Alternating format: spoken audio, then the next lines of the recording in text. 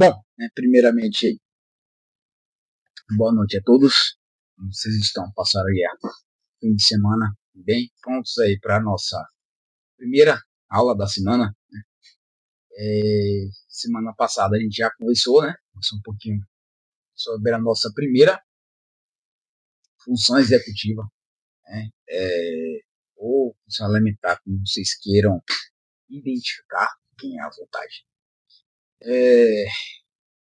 Da nossas aulas, que a gente vai fazer sobre essas funções executivas, a gente começou, que é a consciência, onde é a nossa primeira função elementar, a função aí, base para todas as outras funções que vêm após a consciência. A função executiva que dá sustentação para as outras, para o surgimento das outras funções executivas, de como a gente consegue ter as outras funções executivas, mas de forma funcional, funcionando de forma esperada. E nessa aula de hoje, como vocês já estão vendo aí no título, a gente vai trabalhar a atenção e as suas alterações, onde a gente vai conversar um pouquinho funções básicas, definições básicas da atenção.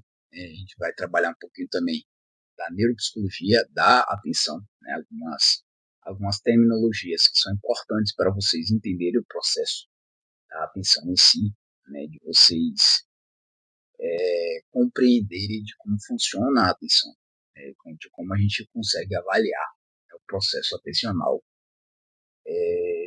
dos sujeitos. Após isso, a gente começa aí a trabalhar as alterações da função da atenção em si. A gente começa a discutir problemas relacionados à atenção. É bastante interessante a gente começar a falar que aqui as alterações são alterações da atenção, tá? São problemas da atenção. Então, significa dizer que o nível da consciência do sujeito está em perfeito estado, certo? Se não tivesse em perfeito estado, consequentemente, o processo atencional não iria funcionar. A gente não conseguiria avaliar o processo de atenção se o paciente está sonolento, se o paciente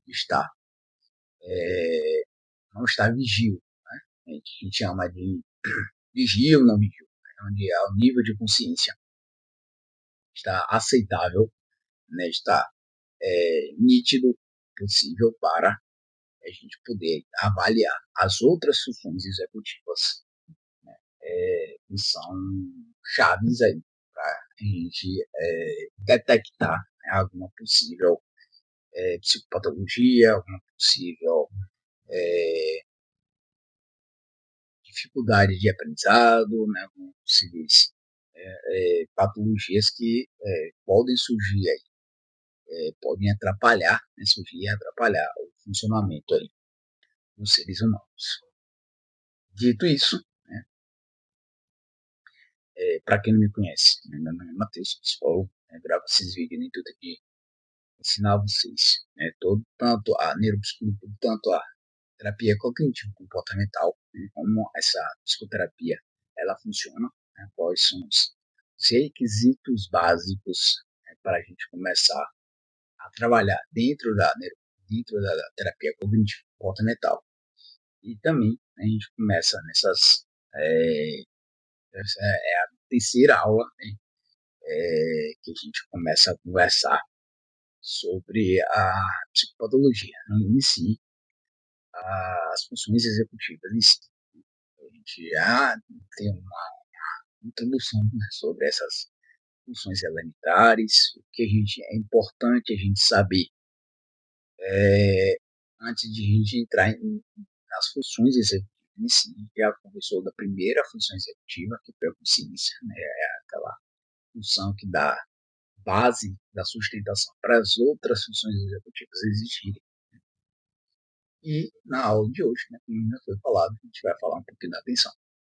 Sugiro, né, que vocês, antes de assistir essa aula, se é novo aqui no canal, antes de assistir essa aula sobre a atenção, sugiro que vocês assistam os outros vídeos anteriores, certo? É importante se você assistir para você compreender, né, essas aulas, essas novas aulas que a gente vai começar aí a conversar, certo? Sem mais delongas, a gente inicia, né, a nossa primeira parte da nossa aula, né, após a nossa vinheta.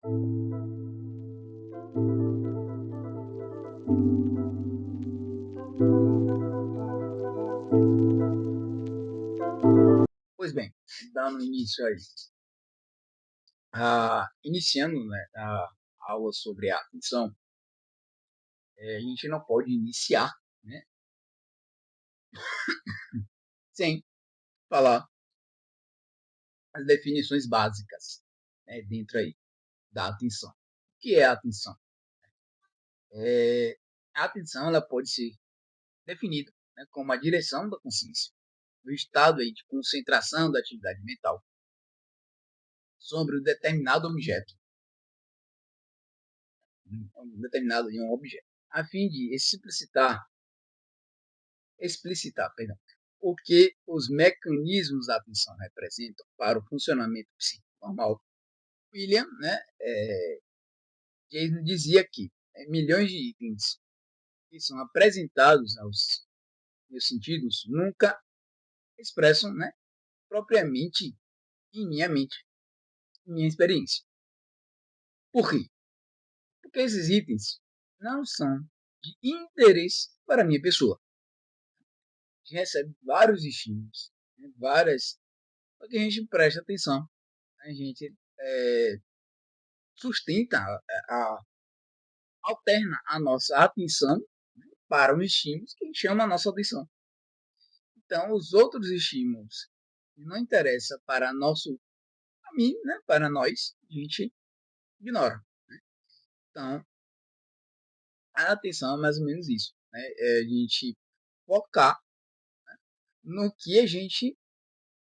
estímulos, né, que nos interessam, ou nos estímulos que a gente tem necessidade de perceber, né, por estímulos que faz com que a gente tenha um resultado positivo, né, numa sala de aula, por exemplo, né, numa prova ter êxito, né, numa prova de concurso, numa prova de né, qualquer outra prova, né, a gente precisa aí dar atenção em si para a percepção desses estímulos, né, que a gente encontra dentro da prova ou dentro de uma sala de aula, né, ou no próprio trabalho, no próprio cotidiano de vocês, né, que a gente consegue aí estar atento, né, a atenção a esses estímulos. Perceber esses estímulos aí que ocorre aí durante a sua experiência aí, da vida, né? Continuando a minha experiência aí, aquilo que eu consigo captar. Todos sabem o que é a atenção. E eu tomar posse pela minha mente de modo claro e vivido entre uma diversidade enorme de objetos ou uma corrente de pensamentos simultaneamente dados. Focalizando, concentração da consciência são a sua essência. Ela implica abdicar de algumas coisas para lidar eficazmente com as outras aí. Contudo, né, a atenção se refere, portanto, ao conjunto de processos psicológicos que toma o ser humano capaz de selecionar, filtrar e organizar as informações são unidades controláveis e significativas. Os termos consciência e atenção são estritamente relacionados.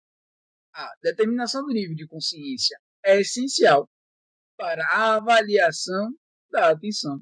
Não só da atenção, né, mas também das outras funções executivas, como já fui falando aí ao longo dessas aulas. Assim, a atenção é um conjunto, não construto, psicológico complexo, que se refere a uma variedade de componentes, sendo eles, principalmente, início da atividade de consciência e focalização, a atenção sustentada em um nível de alerta, que é a vigilância, né? A gente chama de vigilância, a atenção seletiva ou inibição de respostas a estímulos irrelevantes e, por fim, a capacidade, né, de mudar de foco de atenção, ou chamado também, né, de a atenção alternada. Nesses tipos de atenção a gente vai falar lá quando a gente começar a discutir sobre a neuropsicologia aí da atenção, certo? O sistema de Rorschach, Reserve Criteria, né, que é um construto, né, que foi inventado para a gente conseguir denominar essas funções executivas, conseguir explicar, né, essas nomenclaturas, essas estruturas, né, tão essenciais aí para o desenvolvimento normal aí do cérebro humano. Conceitualiza a atenção, afirmando que ela engloba um conjunto de processos mentais que regulam o acesso a sistemas cognitivos, né, de capacidades limitadas. Tais sistemas incluem a consciência, que é os processos perceptivos e a ação motora. As noções de capacidade limitada e de competição são inerentemente relacionadas ao conceito de atenção seletiva e a atenção dividida, que veremos ainda nessa aula, quando a gente começar a falar sobre a neuropsicologia da atenção.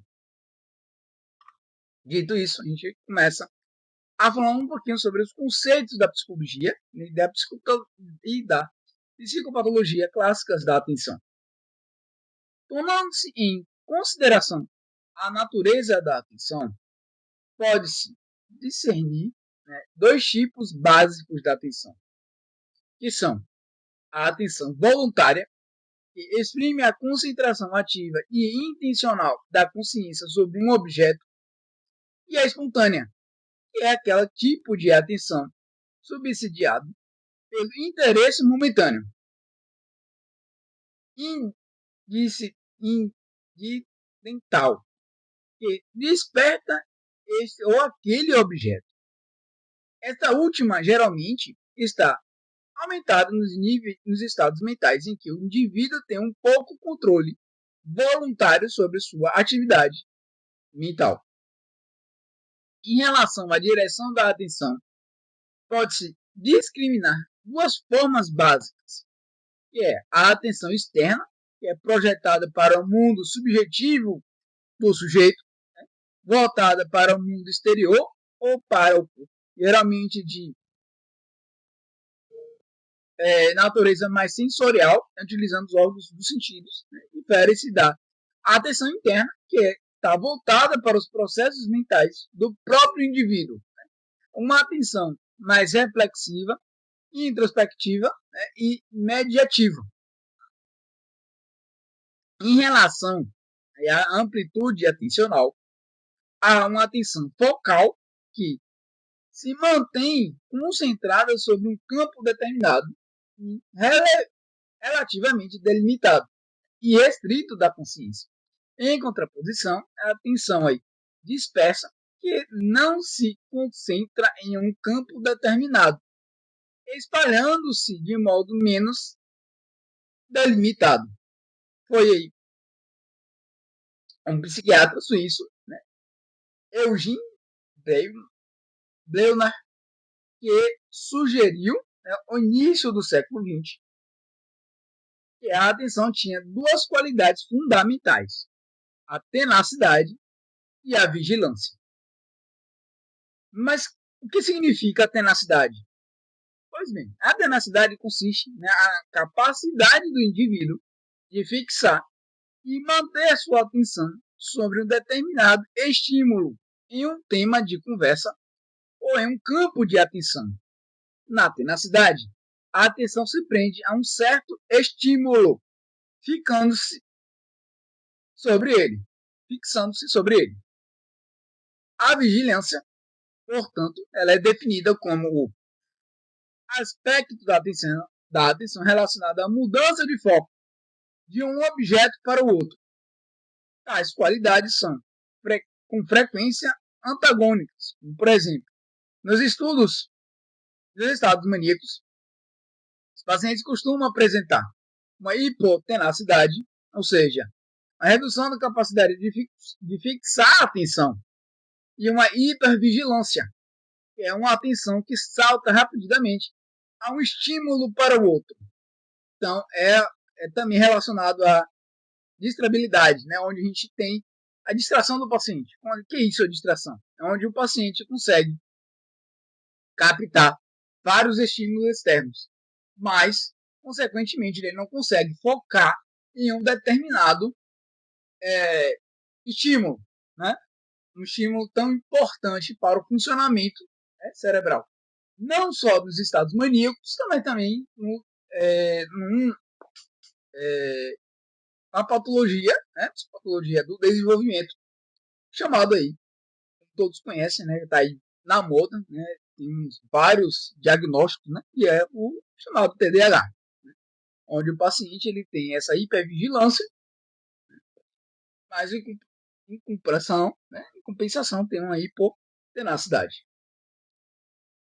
A atenção flutuante é um conceito desenvolvido por Freud e relativo ao estado de como deve funcionar a atenção do psicanalista durante a sessão analítica. Segundo Freud, a atenção do analista não deve privilegiar a priori qualquer elemento do discurso ou comportamento do paciente, o que implica deixar de funcionar livremente sua própria atividade mental, consciente ou inconsciente, né?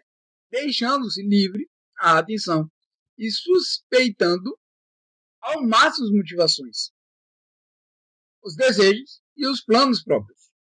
É um estado artificial da atenção, motivado aí pela necessidade técnica do processo psicanalítico. Para o psicanalista inglês Bion, né, a atenção do analista deve se manter ao máximo possível aberta à experiência imediata, evitando a fuga para o passado ou para o futuro. Assim, o profissional buscaria abolir momentaneamente a memória e o desejo, a fim de que a atenção permaneça livre para o realmente emerge na experiência mútua. Analista analisando da situação aí analítica. Dito isso, a gente segue na nossa aula falando um pouquinho do hábito e sensibilização. O que isso quer dizer? Um aspecto importante da atenção é o que o neurocientista e psicólogo russo Ivan Petrovich Pavlov denominou, que é a resposta de orientação. O que isso quer dizer? Quando o indivíduo ou o animal é exposto a um estímulo novo, a um padrão de respostas motoras do sistema nervoso autônomo, que é a excitação fisiológica, e a atividade elétrica cerebral, que indica o que o organismo entrou em um certo estado de alerta, de prontidão para captar o estímulo e a ele responder. Se esse tal estímulo se dar de forma contínua ou repetida, ele deixa de desencadear uma resposta de orientação. Esse fenômeno é denominado hábito. O fenômeno oposto é a sensibilização, que ocorre quando, devido à natureza ou ao contexto do estímulo, o organismo passa a se excitar mais e mais com a repetição do estímulo, aumentando a prontidão geral de uma resposta. Então, isso a gente entra aí na neuropsicologia contemporânea da atenção, onde a gente vai destrinchar, né, os tipos de atenção, né? E a gente, no próximo slide, a gente vai captar, vai desmiuçar cada tipo de atenção. O que significa, o que é importante a gente estar atento para conseguirmos aí destrinchar e diferenciar alguns tipos de atenção, para a gente conseguir identificar possíveis alterações em cada subitem, em cada tipo de atenção, e facilitar aí o nosso próprio diagnóstico. Nas últimas décadas, a psicologia foi fortemente marcada pelas abordagens cognitivas e neuropsicológicas, passou a abordar e a subdividir a atenção em alguns aspectos que são fundamentais. Não há, entretanto, um pleno consenso sobre a melhor divisão dos subtipos da atenção. Mas, de qualquer forma, os subtipos mais utilizados e estudados dentro da terapia cognitiva e comportamental dentro da neuropsicologia são esses. São, primeiro, a capacidade e foco de atenção, que significa, que seria, né, a atenção concentrada ou a própria concentração. 2. Atenção seletiva. 3. A atenção dividida. 4. A atenção alternada. 5. A atenção sustentada. E, por fim, a seleção de resposta e controle executivo. Dito isso, o que significa capacidade e foco de atenção? Pois bem, esse construto refere-se à focalização da atenção e estão intimamente associados à experiência subjetiva de concentração. É a capacidade da atenção concentrada sobre um estímulo ou um campo atencional que se verifica quando o indivíduo consegue aplicar e focar toda a sua atenção em tal campo ou estímulo. Lembrando, né, que nessa capacidade do foco de atenção, essa hipertenacidade, a gente esquece os outros estímulos. A gente ignora os outros estímulos e foca num determinado estímulo. Por isso a gente chama de hipertenacidade. Ela não é constante com o passar do tempo, flutuando em função de fatores extrínsecos, que é o valor de estímulo para o indivíduo, demandas de respostas predominantes e de fatores intrínsecos, né, que são os fatores energéticos, como estados de afetivo e grau de motivação, e fatores estruturais, como a velocidade de processamento e a capacidade aí da memória. A capacidade de focalizar a atenção concentrando-se, relacionando-se diretamente com o número de operações mentais que precisam ser realizados ao mesmo tempo e com a dificuldade das tarefas. Já a atenção seletiva, ela refere-se aos processos que permitem ou facilitam a seleção de estímulos e informações relevantes para o indivíduo e o seu processo cognitivo. Ela resume a qualidade mais importante dos processos atencionais, que seria a seletividade. A atenção seletiva diz respeito, portanto, à manutenção da atenção, apesar da presença de estímulos distratórios ou concorrentes.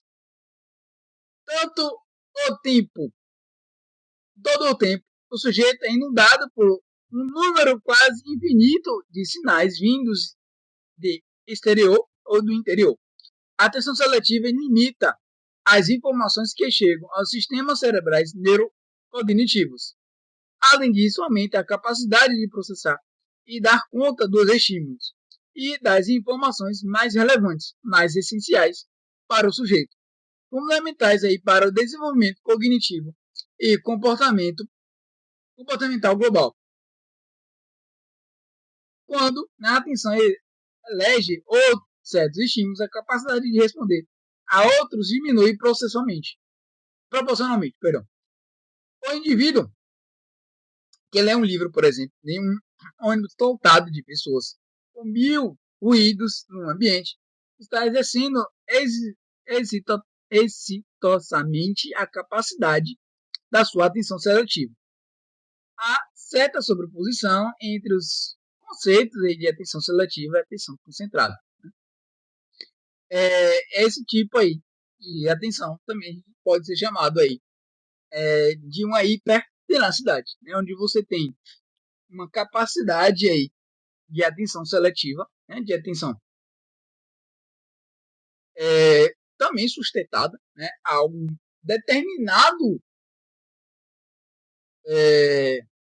estímulo, né, esquecendo os outros estímulos. Né? Tem sido proposto a um filtro que seleciona os estímulos que serão utilizados pelo cérebro, sobretudo via controle top-down, que são as estruturas neurais corticais sobre estruturas subcorticais. O sistema de atenção seletiva inclui dois processos que competem entre si, que serão o bottom-up e o top-down. O processo bottom-up, que é de baixo para cima, ocorre quando o cérebro automaticamente capta os estímulos sensoriais notáveis no ambiente. Já o sistema top-down, que é de cima para baixo, implica esforço consciente para controlar a atenção em direção a um foco determinado, o que inclui também a possibilidade de mudar do foco, conforme o interesse e a vontade da pessoa. O sistema bottom-up é dependente das áreas parietais posteriores, enquanto top-down depende do córtex pré-frontal e de suas conexões. Próxima tipo de atenção, né, que a gente vai conversar seria a atenção dividida. E os processos atencionais nesse quesito, né, não se limitam a um único alvo ou foco da atenção, abordado no item anterior como atenção seletiva. Com frequência ocorre o processamento simultâneo e paralelo de dois ou mais estímulos captados pela atenção ao mesmo tempo. A atenção dividida é, portanto, acionada quando duas ou mais tarefas ou estímulos concorrentes se apresentam ao sistema atencional. Ocorre aqui uma demanda atencional para mais de um item no campo atencional, o que irá requerer um tipo de controle top-down específico para as tarefas paralelas. Para testar a atenção dividida, utiliza-se geralmente um paradigma, né, de duas tarefas, no qual primeiramente se oferece a um estímulo único e depois dois ao mesmo tempo, comparando-se a eficiência do processo atencional nessas duas tarefas distintas. Quando estamos dirigindo o carro, por exemplo, ouvindo música, ao mesmo tempo estamos utilizando aí a atenção dividida. Porque a gente está, ao mesmo tempo, atento aos estímulos, né, que exigem, né, um processo aí dessa atividade de dirigir no carro, e também aos estímulos de começar a perceber, né, quais músicas estão tocando no rádio, por exemplo. Né? Então a gente está aí atento a esses dois estímulos. Né? Pois bem, né, falando agora, né, do tipo de atenção alternado, que diz respeito à capacidade de mudança de foco, alternando voluntariamente o foco atencional de um estímulo para outro durante a execução de uma determinada atividade. Quando estamos assistindo uma série na televisão, por exemplo, e recebemos uma chamada telefônica, atendemos o telefone e respondemos a alguma algumas perguntas rápidas do interlocutor. Depois voltamos ao enredo da série. Estamos exercendo nossa capacidade de atenção alternada. Então a gente alterna ao mesmo tempo. Está aqui prestando atenção, né, nessa aula. Né, vocês aqui prestando atenção nessa aula. Né, de repente, o telefone toca. Então você tira a função atencional da aula e foca para a atenção ao telefone. Né, a função de uma emergência. Né? Quando você está exercendo uma atividade e de repente uma pessoa grita, né, um pedido de socorro, você foca a atenção no seu pedido no pedido de socorro e esquece, né, um pouquinho a atenção que você estava, né, primeiro estímulo, né, e foca no segundo estímulo. Acabou, socorreu, né, resolveu o problema da pessoa que pediu socorro, você volta a atenção à sua atividade anterior. Então, essa atenção, né, alternada. Trata-se de uma capacidade atencional, em uma certa medida sobreposta conceitualmente à atenção dividida. A atenção alternada se relaciona intimamente às funções executivas frontais, né, à integridade do córtex orbifrontal, né, do córtex pré-frontal medial e do córtex do cíngulo anterior, que é fundamental para essa capacidade. Até aí, tudo bem? Você, alguma dúvida? Fique à vontade, podem tirar dúvidas, tá? Aí é meu e-mail, a gente encerra essa primeira parte dessa aula aqui. Né? Esse e-mail aí é o e-mail que vocês conseguem, né, entrar em contato comigo. Fique à vontade, tirem dúvidas, tá? É importante vocês tirarem dúvidas para ter certeza, né, se realmente entendeu o que foi dito, né, nessa primeira parte.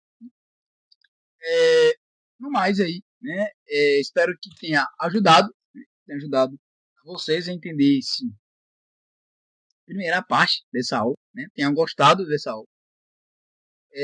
Tenha uma excelente semana e nos vemos aí na próxima aula, certo?